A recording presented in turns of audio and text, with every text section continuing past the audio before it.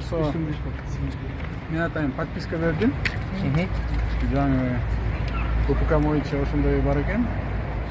Мир разглашение тайны следствия деген. Азыркы чакырган болсо бул АКБ Кыргызстан банк боюнча баягы акциялар боюнча чакырды. Мен гана ошону айта алам. Экинчиси эртең саат 3-тө ГКМБга чакырды. Ангимна ушундай иштер башталбады. А ГКМБ по какому делу?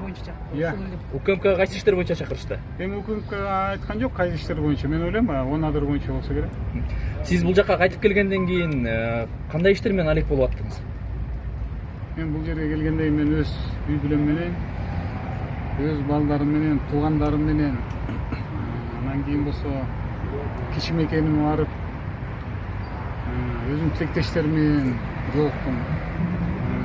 Сагынычым тарта элек. Кудай буйрса дагы көп жолугушуулар болот. Саясатка кайтып келесизби азыр?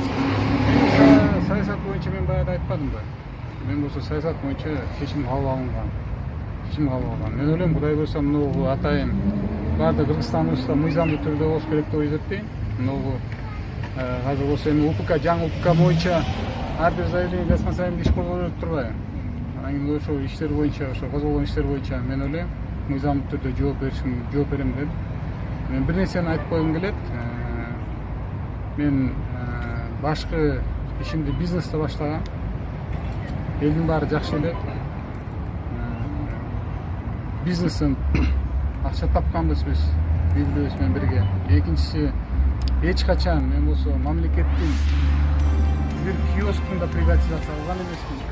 Баардыгын рыноктон, базар шарты менен бизнестен сатып алган. Ошон үчүн мен ойлойм, коркунуч эсенсиз болду. Сиз ошо бийлик мен ишенем, мыйзамдуу болот деп. Баардыгы мыйзамдуу. Сиз ушул бийлик менен сүйлөшүп алып келди, болбосо келбейт эле дедиле. Бул бийлик менен Жээнбеков менен сүйлөштүңүзбү? Эми мен сүйлөшүп алып келсем, ушундай азыр мен болсо ушу бияка фин полицияга чакырып 4 сааттан ашык кармап отурмак белем. Эмне үчүн сиз Алмазбек Атамбаевди мен айтып койгум келет. Бу жерде иштеп аткан ошо следовательдерге, немелерге мен ыраазычылык билдирип койгум келет. Булар мындай сылык түрдө өткүзүп атат, мыйзамдуу түрдө сылык түрдө өткүзүп атат. Атамбаевка козголгон кылмыш иштер боюнча эмне айта аласыз? Деги эле ушул окуя боюнча кандай оюңуз бар? Мен мындай ойлойм, азыр болсо менин иштерим бүтсүн, анан кийин мен болсо силер айткандай пресс-конференция берип анан мындайча анын баардык маселеге Жок, сиз чоң саясатчы болгонсуз, анан Кыргызстанга келип жатканда ушундай окуяларга даяр белеңиз? Мени чакырат УКМК барганда эле мени кылса болот деп буга чейин айтып келбеди беле? Мен болсо 1 жыл 9 ай сыртта болдум. Мен баардыгына дайынмын. Мен баардыгы Алланын колунда. Эң негизгиси элим көрүп турат. Баягы онадыр боюнча козголгон иштер бул эски бийлик менен козголуп туруп, бул саясий иш болгон. Онадыр жок, али иш жок. Эми болсо мынакей экономикалык тараптан иштер козголгон экен, мен ойлойм, булар да иштер жокко чыгат деп ойлойм. Мен ишенем. саясий окуяга баа бере аласызбы өлкөдө азыр экс-президент камакта отурат мисалы? Мен бир нерсени белгилеп кетким келет. Мен мына бу жерде 1 жумадан ашык болдум. Тилекке каршы кайсы жерге барбасаң баардыгы саясат. Бирөөгүң оор.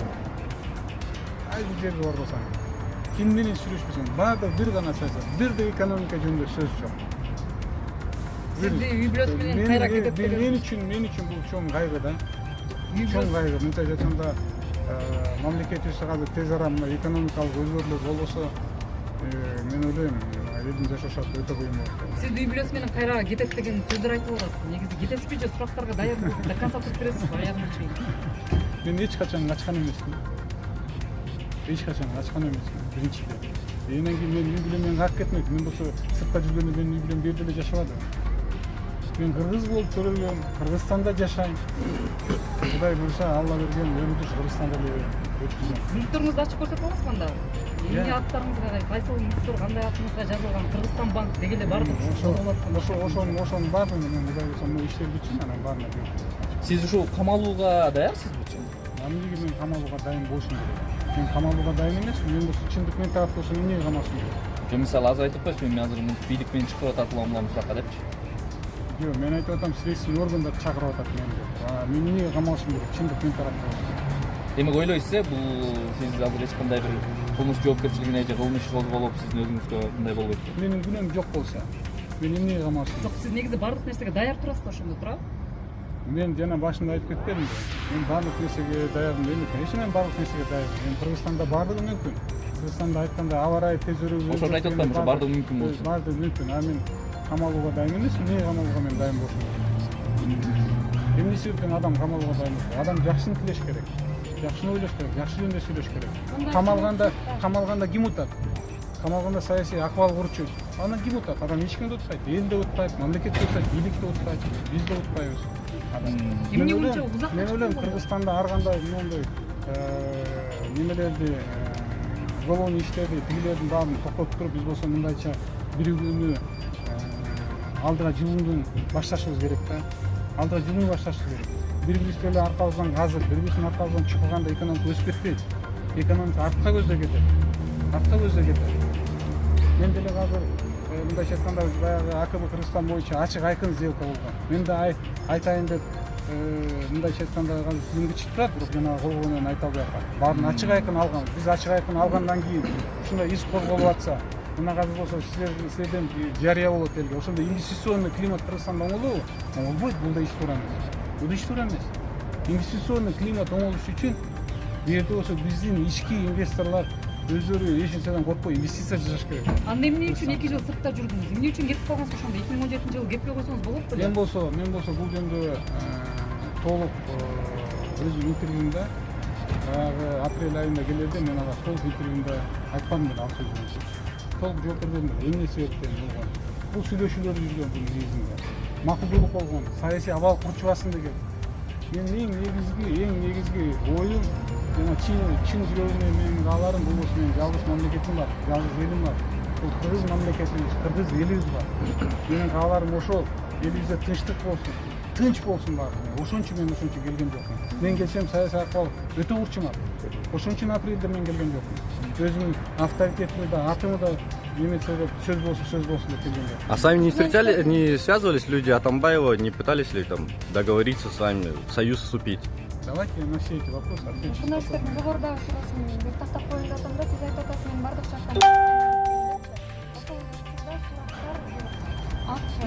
туура жүрөт деп ишенесизби? Кыргызстанда бүт органдар туура жүрүп деп ишенип атасызбы? Кийинки саясий өңүттөр менен иш болуп кетиши мүмкүнбү? Мен эми жакшыга тилеп атам. Кудай буюрса жакшы болсун деп, жакшы болсун. Жашап деп атам. Анан көрөбүз, жашабыз деп. Алдыдагы пландарыңыз кандай? Алдыдагы пландар меники мындай болчу. Келип Кыргызстанга тынч өзүм баягы айткандай жанагы болсо чоң проекттерди жасап, элге жардам берейин деп ошого умтулуп турам. Кудайым буюрса мына иштер бүтсө эле мен элиме жардам берем. Чоң проекттерди кылып, кантип немелерде областтарда жанагы экономиканы көтөрүп кетсек, ошондо ошол тарапта жардам берүүгө мен дайынмын. Менин акылым бар, тажрыйбам жетет. Күчүм толуп турган кезде, мына 1 жыл 9 ай мен ал жакта жөн жүргөн жокмун. Көп ишler менен тааныштым, көп проекттерди көрдүм, технологический проекттерди. Аларды да сүйлөшүп, бияка келтиргенге мен ойлойм күчүм да жетет.